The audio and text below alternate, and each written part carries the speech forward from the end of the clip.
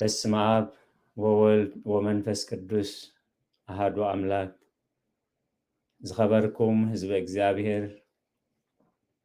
ነዚ ቅድስቲ ቤተ ክርስቲያን ትህቦ አገልግሎት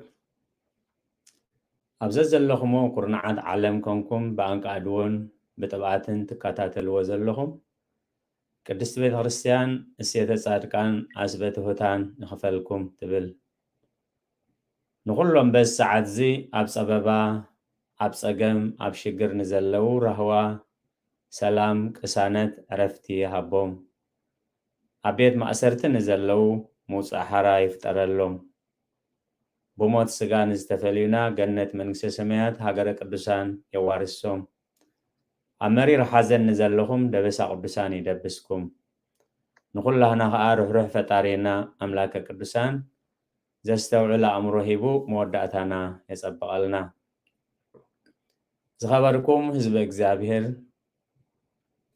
ንዓይ ኣብ ቅድሜኹም ደው ኢለ ንዘለኹ ነዚ ጉባኤ ዝኸውን ንበረኸት ዝኸውን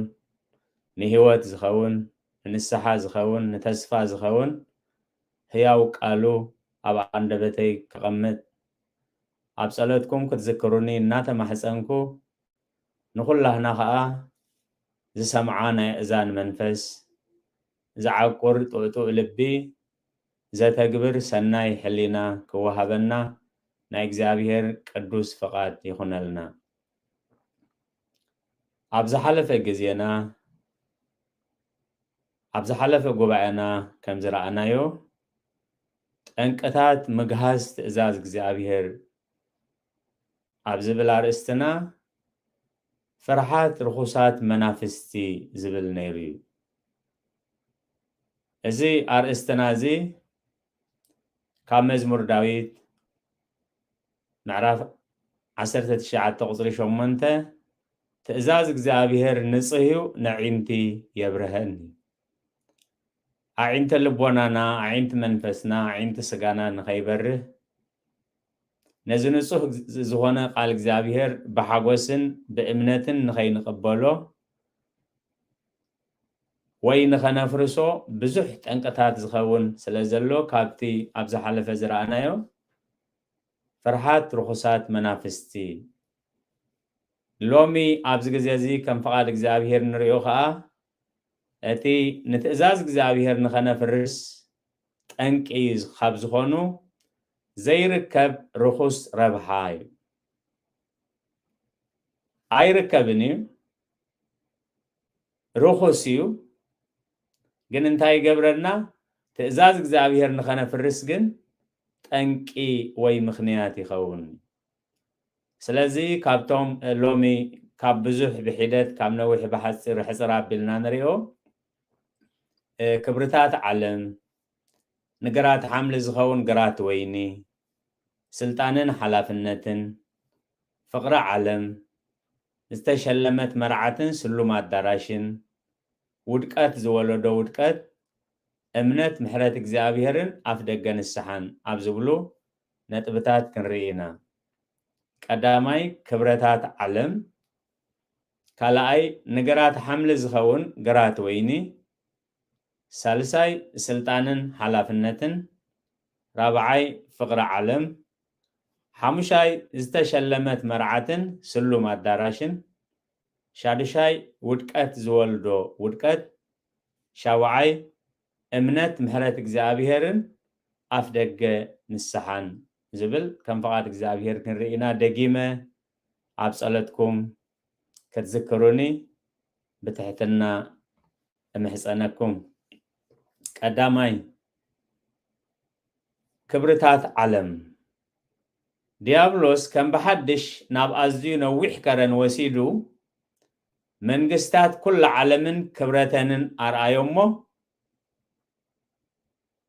እንተሰጊድካለይ እዚ ኩሉ ናተይ እዩ ንዓይ ተዋሂብኒ እሞ ንዓኻ ክህበካ እየ ኢሉ ንጎይታና ኢየሱስ ክርስቶስ ከም ዝፈተኖ እዩ። ኣብ ናይ ጸሎት ኣማልዶና ንዓይ ንምስሓት ካብ ዘየቋርፅ ደፋር ሰይጣን ኣድሕነኒ ዝብል نفتاريون كفتن زي حفر درقنيا بحري كم زلوي أما تيوس معرف 4 قطري شمونتن تشعتن ناب نوح كرن وسيدو منقستات عالمن كبرتن نار آيوي نسو كله زرئي زي الرأيو ني ديابلوس يمسلو سلازلوي سلازي أمنتا ياديبو انتاي كريئنا خمز خئل اتقويتاز تفتنلو كاباي تمهارو أرعوتي صرو إلو زمهارنا نقويتانا يس كريستوس كمز غيرو كافتنو نعين عهدكم من كدا أمو سلازي أبقال እግዚአብሔር ኣብ መዝሙር ዳዊት 49 ቁጽሪ 16-17 ሰብ እንተሃብተመ ክብረት ቤቱ እንተበዝሐ ኣይትፍራህ ክብረቱ ኣሰኣሰሩ ኣይወርድን እሞ ምዝመውት ገለኳ ኣይማላእኒ ስለዚህ ክብረታት ዓለም መንግስታት ዓለም እንተ በጻሕናዮን ጽባሕ ገዲፍናዮን ኸይድ ስለዝኾነ ንደግ ኣምላኽ ምዕጻው ንምግሃስ ትእዛዝ እግዚአብሔር ጠንቂ ክኾነና ኣይግባአኒ ካልኣይ ንግራት ሓምሊ ዝኸውን ግራት ወይኒ ኣብ ቀዳማይ ነገስት ምዕራፍ 21 ቁጽሪ 2 ኣከኣብ ድማ ንናቦት እዛ ኣታኽልቲ ወይንኻ ንሱ ኣብ ተቓቤተ እሞ ኣታኽልቲ ሓምሊ ክኾነንስ ሃበኒ ኣብ ክንድኡ ከዓ ካብኡ ዝበልጽ ኣታኽልቲ ወይኒ ክህበካ እየ ወይስ እንተፈተኻ ገምጋሙ ገንዘብ ክህበካ ኢሉ ተዛረቦይ ናቦት ርስቲ ወለደይ ንደቀይ ኣታኽልቲ ወይነይ ንደቀይ ኣታኽልቲ ወይኒ ንግራት ሓምሊ ምቕያርሲ እዚ ካባይ ኣርሕቆ ስለዚ እዚ ዘይርከብ ኣታኽልቲ ወይኒ ናይ ኣከኣብ ንምኽንያት ሞት ናቦትን نحاسوتن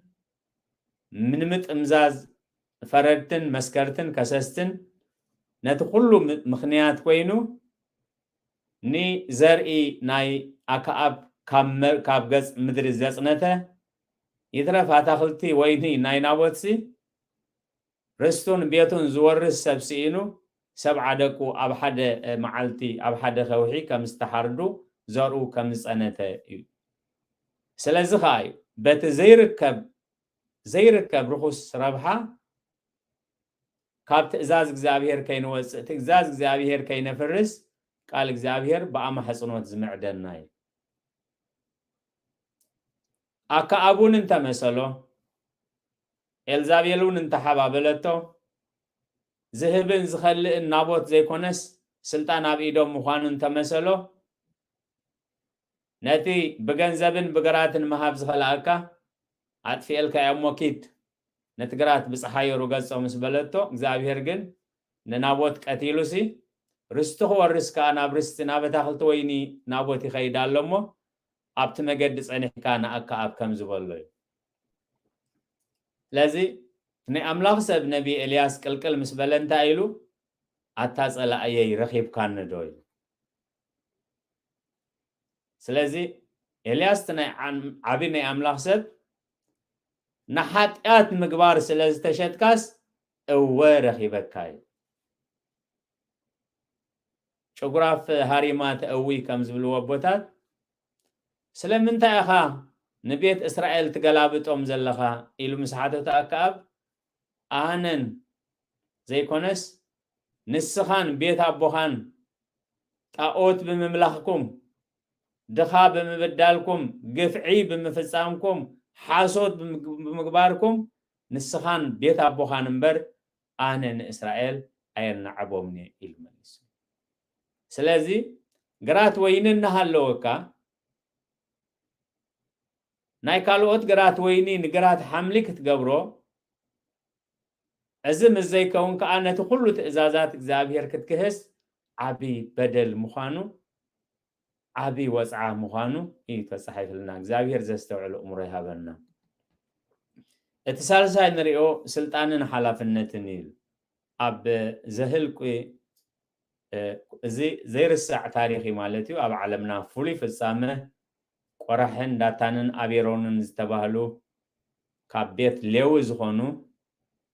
ኣብ ጎኒ ሙሴ ዝነበሩ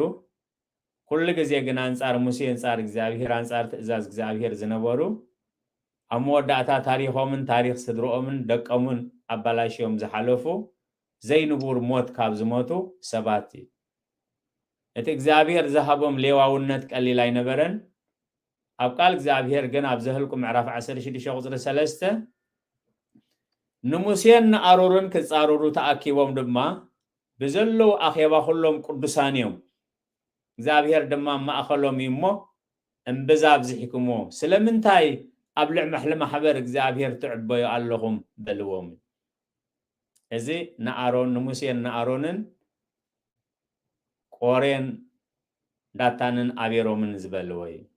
ሙሴን ኣሮንን ገና እዚ ምስ ሰምዑ ብግንባሮም ኣብ መሬት ተደፍኡ እዩ ምክንያቱ እቲ ሳዕቤናት ይረኣዮም ስለ ዝነበረ እዩ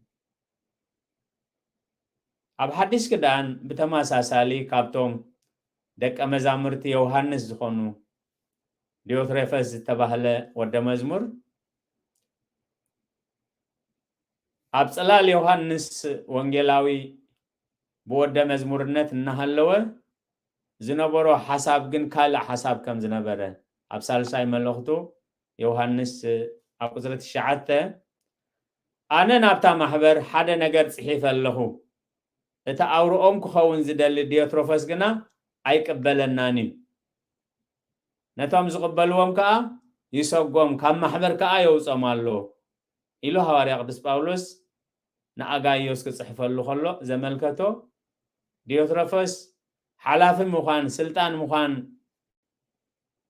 ካብ ዝብል ባህግን ድልየትን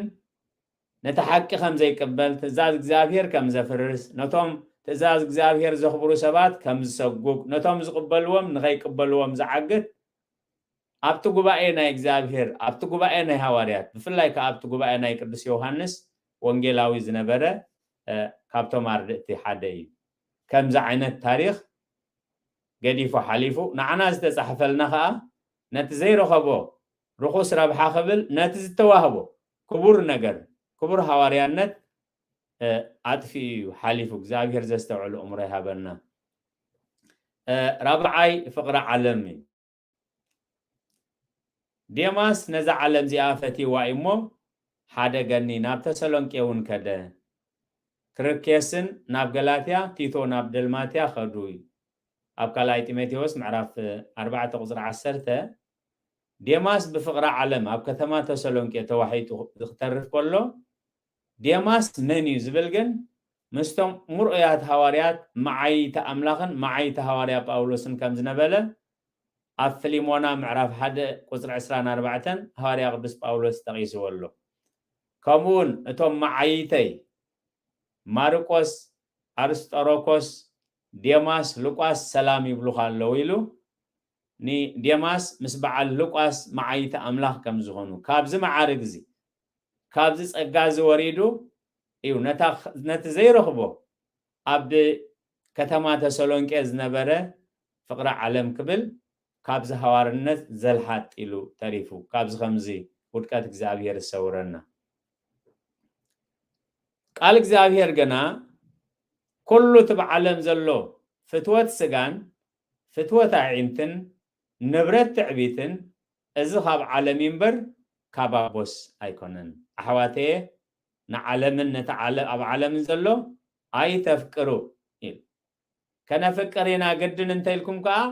ዓለምን ፍትወታን ሓለፍቲ እዮም እግዚአብሔር ዘስተውዕሎ እምሮ ይሃበና እቲ ሓምሻይ ነጥቢ ዝተሸለመት መርዓትን ስሉም ኣዳራሽን እዚ ታሪክ እዚ ካብ ገድሊ ቅዱሳን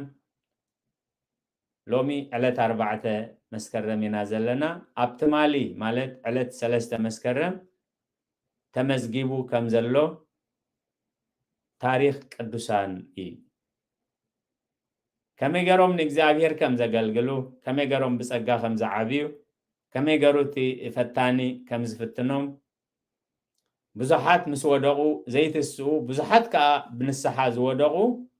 نعنا ممهاري كخوننا زت صحفة إيو سموم أبا موسى زجدا مسيحات يبهال مالت زنبرو وزقا ببحثونا بمنفساوي هوت أبتي نايفز منا درجة خمس بسحو نجنت بعيني زرعيو كافر جنت زتعامو كم زنبرو يجلس مالت سيطان جن نمفتان سلازي عرف حدا معلتي بودي تنابهم مسائل سلازنتاي تمثيلي إزمتس أرجعو بحثاوي عدما زدفأ بحثاوي مسيلو إزمتسي أبا موسى مجمر يخري وخلو أزد عدما زدفأ بحثاوي إيو إكزابير بزعب بحثاوي غيرو كناززني كسانا عني كمخرني له إكزابير زلا أخو إيو إلوم حسيبهم كل جزء أراويت نمص نبرمو أزي بمثال بحثاوي زمسة فتان مس مسجن بتمر أراويت نابو ما يمصون سلسة معلتي صلوت أي جبرن أبا مسيخة سلز دخمة سلز شمجلأيو نخباي زعب قدس أبودو صلوت نعان جبر كبلو إلهم تحتنا بزمسل نجر صلوت كي جبرو سقبلو أبسال ساي معلتجن نبا موسى زجدا مسيحات كميلو بدرجة ز خمس بس مسيحاته بل أنا خا تاريخي كنجركا 4 عمد أب عالم يحلفيو أب عالم كله خز ولد كواق والعلاتني عالم من فتوتان حلفت مخانم مسفلتكو جن ناب منفساوي هو تأتيه حجي خعرفيه سخاخت قبرنيها ناباي ممصيه جن كتقبرن طراي زيكونه نتاغوالي تمرعخا نت كل حبتي كم تورسو اغزابير عزيزني امصيه ابا مسيه بوا انا كومناني انت اخت بالزلخا مس بلو بعل ابراهيم بعل موسى كلهم تم قدسان او سيبم وليدهم ناملاخ اسميروم يوم أنا زبلك كذا اللي خزي كونا أملاخ زمرز الكايو أملاخ يلون نمبر أنا خبايا يكونن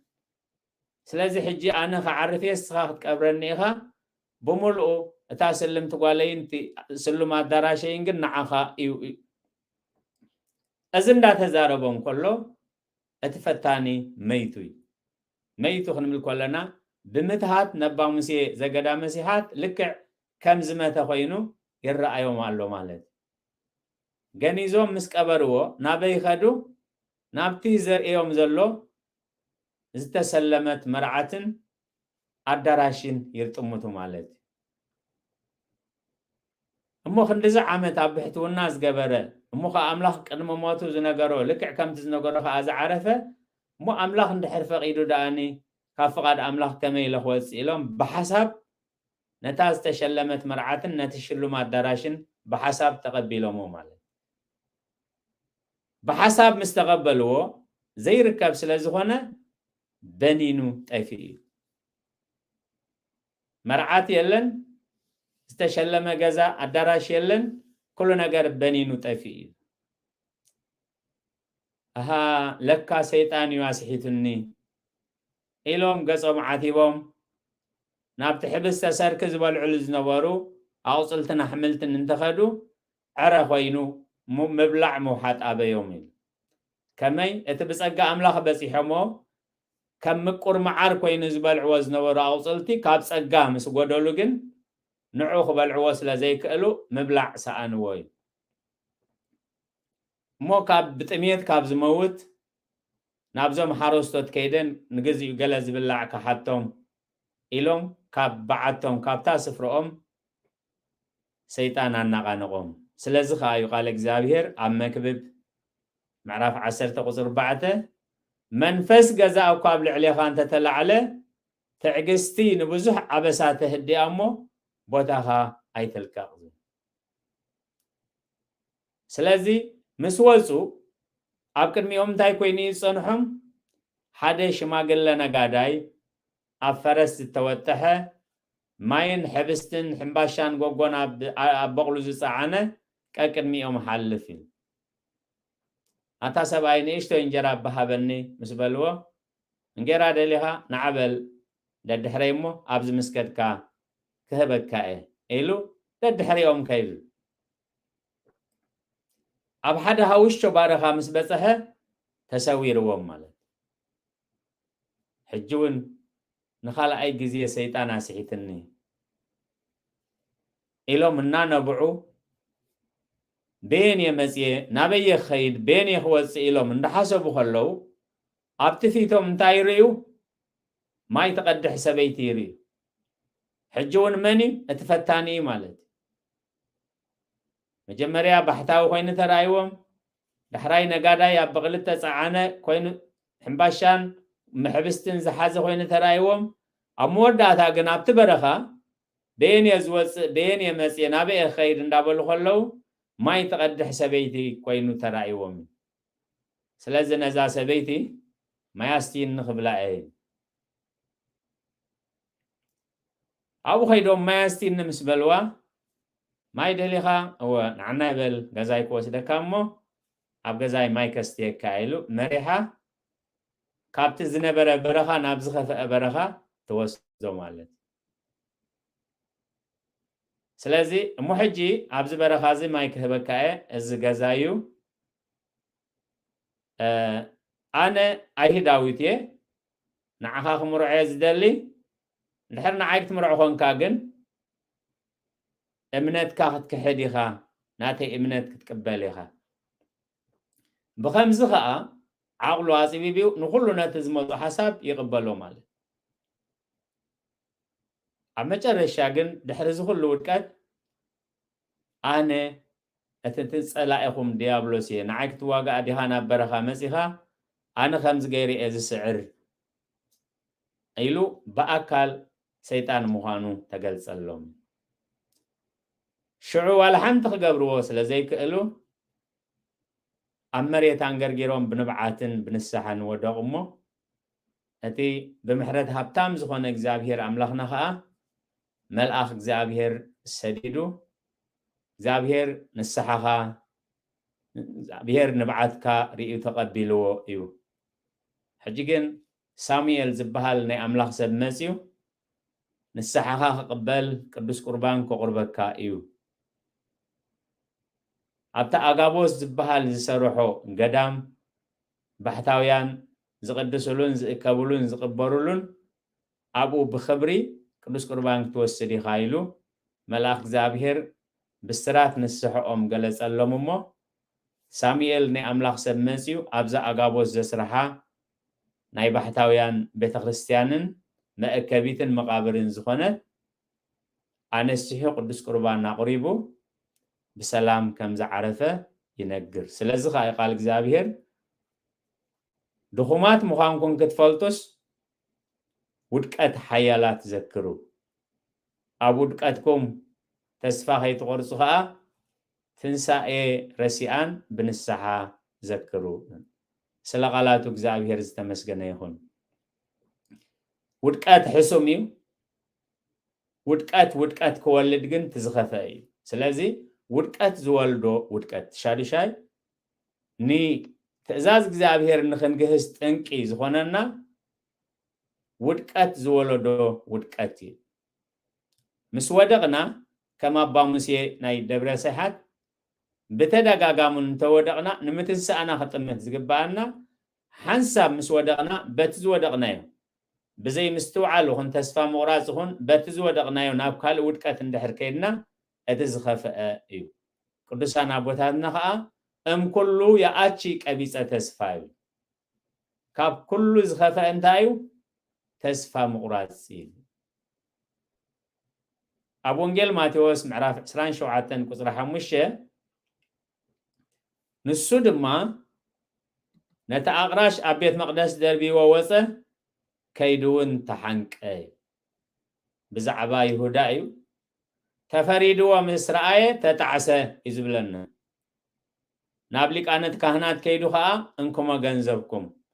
اتنابليك كهنات زخدو مهاد ناب قويتا بنسحا أب كند زملس ناباتهم كيدو ساتهم كا احنا منتهي قدشنا مسخان تيالنا يلو سلازي اتزخفأ ني مجهز تأزاز እግዚአብሔር ጠንቅ ዝኸውን ውድቀት ዝወለዶ ውድቀት ኣብ ውድቀትና ንምንታይ ታሪክ ናይ ኣባ ሙሴ ዘደብረ ሲሓት ክንርኢ ፀኒሕና ብተደጋጋሚ ግዜ ሰይጣን ተውደቆም ተስሓቶም እኳ ኩሉ ግዜ ግን ንምትንሳእ ናብ ንስሓ ኣምላኸይ ክምሕረኒ ሰይጣን ክንተውደቐና ኣምላኸይ ግን ከተንሳኣኒ ዝብል እምነት ስለ ዝነበሮም ስለዚ እግዚአብሔር ከምዚ ይብል ኣሎ ኢልካ ድማ ንገሮም ዝወደቀስ ኣይትስእንዶ መገድ ተጋገየኸ ኣይምለስንዶ ኣብ ኤርምያስ ምዕራፍ 8 ቁፅር 4 ከም ዝበሎም ወዲዕኩም ኣለኹን ግን ተሱ ተጋጊኹም ኣለኹን ግን እንታይ ግበሩ ተመለሱ እግዚአብሔር ነዚ በቃል ዝኣበይዎ ምምላስ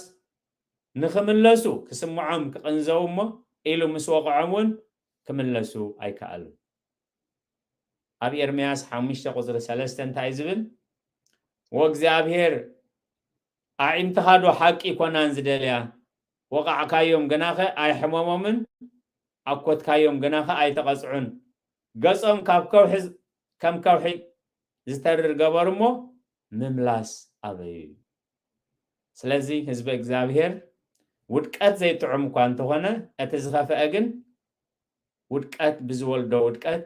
ምዳቕ እዩ እግዚአብሔር ካብዚ ከም ዝሰውረና ስለዚ እንታይ እዩ ተስፋና ከይንወድቕ ክንጥንቀቕ እንተወደቕና እውን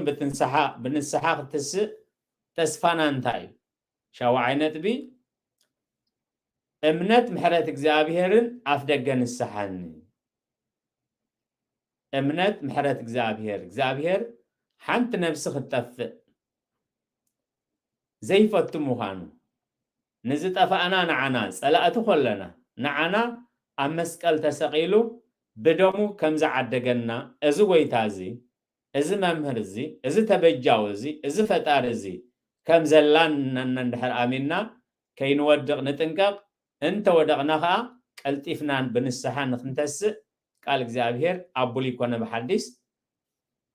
የዘኻኽረና ይምህረና ይምዕደና እዩ ኣብ ሕዝቅኤል 18:23 ንሞት ረሲኢ ዶ ፈቱ እየ ፍታወይሲ ካብ መገዱ ክምለስ ብሂወት ከዓ ክነብር ዶ ግዳ ኣይኮነን ይብል እግዚአብሔር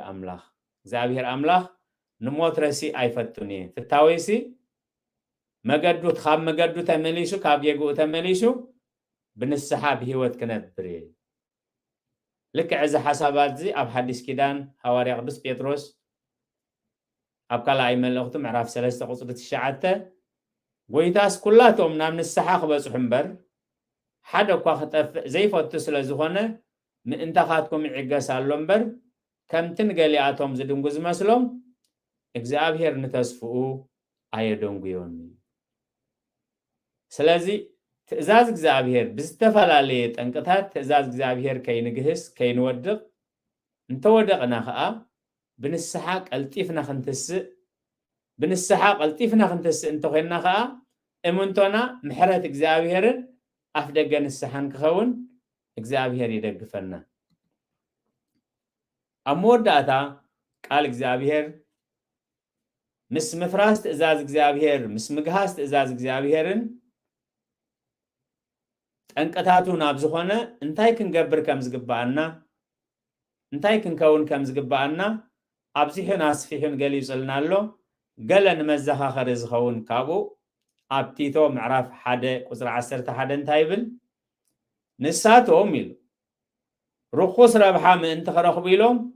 ዘይግባእ እናምሃሩ ንብዘሎ ኣባይቲ ዝገላባብጡ እዮም እሞ ምዕባስ ኣፎም ይግባእ እዩ ኣቦታትና ነቢያት ኣቦታትና ሃዋርያት ትእዛዝ እግዚአብሔር ክግሃስ ትእዛዝ እግዚአብሔር ክፈርስ ከሎ ዓገብ እናበሉ ዋጋ እንዳኸፈሉ እዮም ነቲ እምነት ናባና ረኪቦሞ ስለዚ እንታይ ኢሉ معباس أفهم يقبع إلى هاري قدس باولوس رخوص ربحان خرخبو زي قبع زمهرو مسحق اكزابهير مستئزاز اكزابهير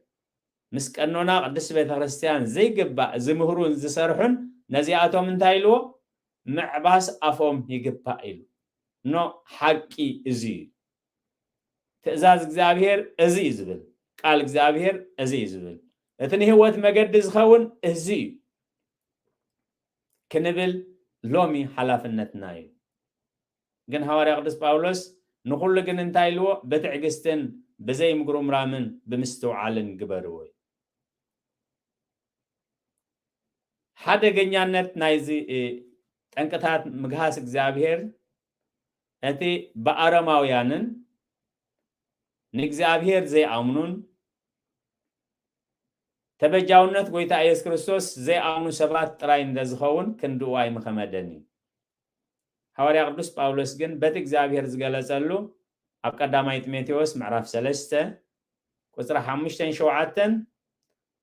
ملك عملخو زلووم نتا حيلو جنا زخحدوي املاخ زستوعلو امره هبنا ملك عملخو زلووم امنتيوم اغلغلتيوم كل ابيت املاخ الله ابتزلع على بوتا ناي بيت اغزابير الله ግን እንታዮም መልክዕ አምልኾ ኣለዎም ነታ ኃይሉ ገና ዝኸሕድዎ እዩ ስለዚ ህዝቢ እግዚአብሔር ሎሚ ከምቲ ኩሉ ግዜ ኣብዛ ኣገልግሎት ንብሎ እዛ ኣገልግሎት እዚ ስብከት ኣይኮነን ትምህርቲ እውን ኣይኮነን እዛ ኣገልግሎት እዚ ንነፍስና በቃል እግዚአብሔር መሰረት እንሪየሉ ንቃል እግዚአብሔር ከም መስትያት ኣብ ህይወትና ኣቲና ንነፍስና እንሪየሉ ኣገልግሎት እዩ መልክዕ ዓምልኾ ዘለዎም ነታ ሓይሉ ግና ዝኽሕድዎ ንሓይሊ ኣምላኽ ይኽሕዶ ድየ ይእመኖ መልክዕ ዓምልኾ ድዩ ዘለኒ ዋላ ናይ ብሓቂ ኣምልኾ እዩ ዘለኒ ቃል እግዚአብሔር መምሃር ቃል እግዚአብሔር ምስባኽ ኣብ ቤት እግዚአብሔር ምቅዳስ ምውዳስ ኩሉ ነገር ኣገልግሎት ምግባር ናይ መወዳእታ ኣምልኾና ኣይኮነን ከመይ ቃል እግዚአብሔር እንታይ እዩ ዝብል ዘሎ መልክዕ ኣምልኾ ዘለዎም ነታ ሓይሉ ግና ዝኽሕድዎ እዩ ኣመንቲ ይኮኑን ሓይሊ ኣምላኽ ዝኽሕድዮም እንታይ ግን ኣለዎም ኢሉ መልክዕ ኣምልኾ ኣለዎም እግዚአብሔር ዘስተውዕሉ እምሮ ይሃበና ስለዚ ናብ ማንም ኢድና ነዋጣውጠሉ ኣገልግሎት ኣይኮነን ነፍስና እንሪየሉ መልክዕ ኣምልኾ ድዩ ዘለኒ ዋላ ናይ ብሓቂ ኣምልኾ እዩ ዘለኒ ናይ ብሓቂ ኣምልኾ ከም ዘለኒ ብምንታይ ይረጋግፅ መልክዕ ኣምልኾ እንተኮይኑ ዘለኒ ብኸመይ ብንስሓ ይትንስእ ነታ ሓይሉ ግና ዝኽሕድዎ ኢሉ ናብ ኣባይ ትህርጉ እናበሉ ሓጢኣት ዝመልአንን ብብዙሕ ትምኒት ዝድፋኣን ኩሉ ሰዓት ዝመሃራ ናብ ፍልጠት ሓቂ ግና ክበፅሓ ከቶ ዘይከኣላ ኣንስቲ ዝማርኹ ካብዚኣቶም እዚኣቶም እዮም እሞ ካብዚኣቶም ከዓ ረሓቕ እዩ ስለዚ መጀመርያ መልክዕ ኣምልኾ ሒዝና ከይንህሉ ነታ ሓይሊ ኣምላኽ ንኽሕዶ ከይንህሉ መጀመርያ ከነረጋግፅ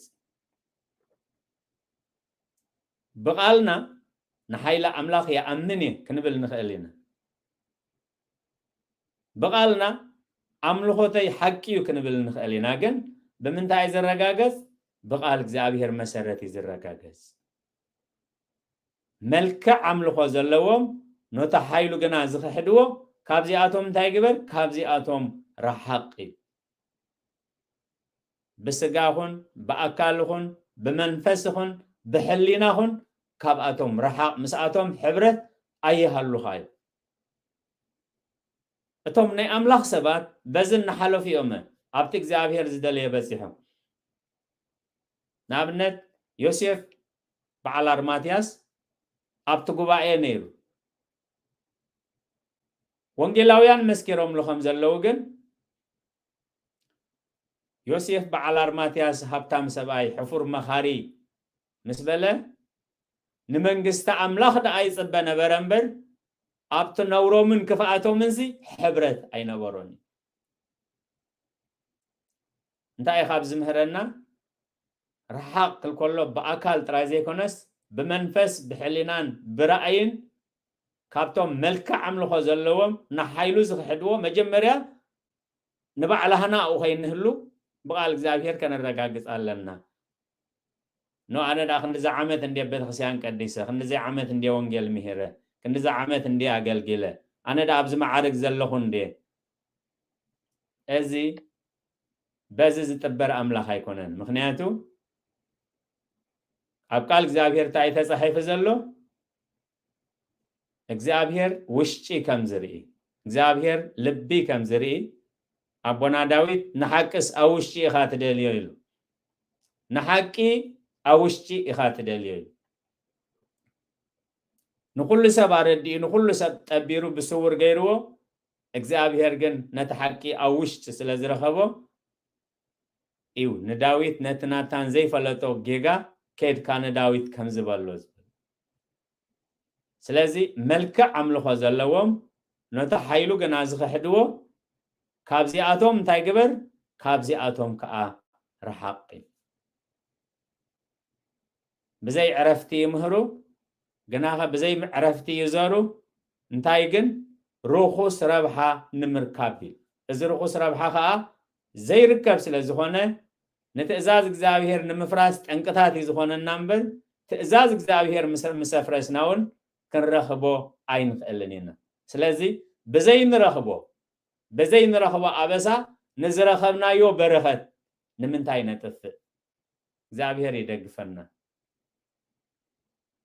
ካብቲ ሎሚ ዝረኣናዮ ኣከኣብ ንዘይረኽቦ ኣታኽልትና ወት ክብል ንምንታይ ኣታኽልቲ ወይኑ የጥፍእ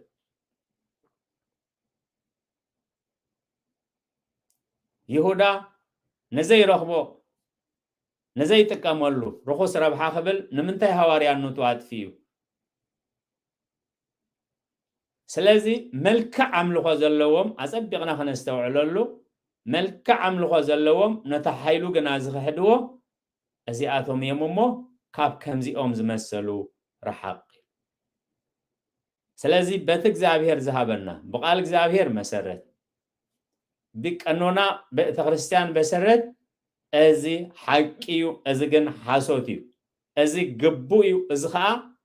أي جبونيو نهاتو انتايلو معباس أفهم يجبائل قويتانا يس كريستوس نسو يمهير النايل بزحاتت هو مسرت أفهم النعبسة نتوم نفلتنا نخيلنا زبلو أفهم النعبسة نابنت سنبت سعيركا سنبت حسكا بسنبت فويسكا إلو ما بزخصصلو بعراي أدقي مال بقع بسنبت أبقرقاد انتودغة انتاي تقبرو إلا حاتيتوهم أدقنا ندي بعراينا ندي مالنا ندي نوصو إلو أما سبدي عبي انسسا إلو جي سبي عبي انت دايلوم نتناتو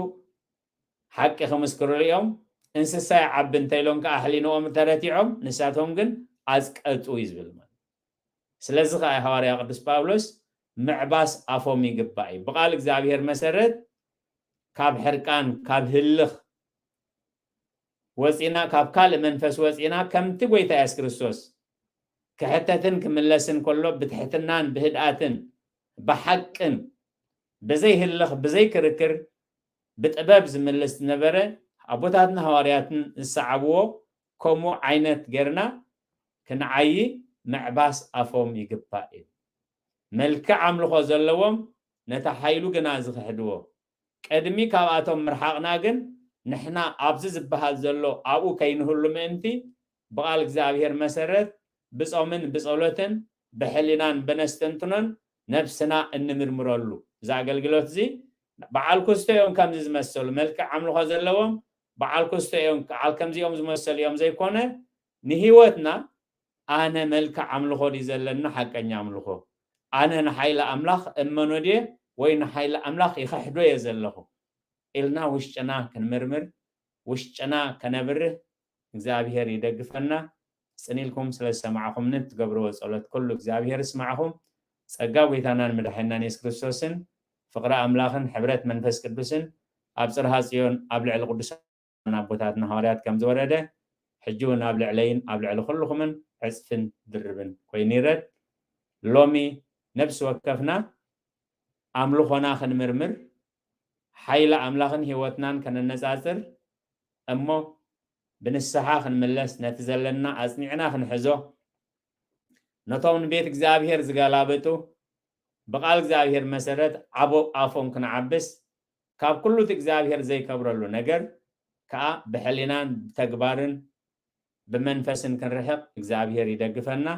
ስለ ቃላቱ እግዚአብሔር ዝተመስገነ ይኹን ብሩኽ መዓልቲ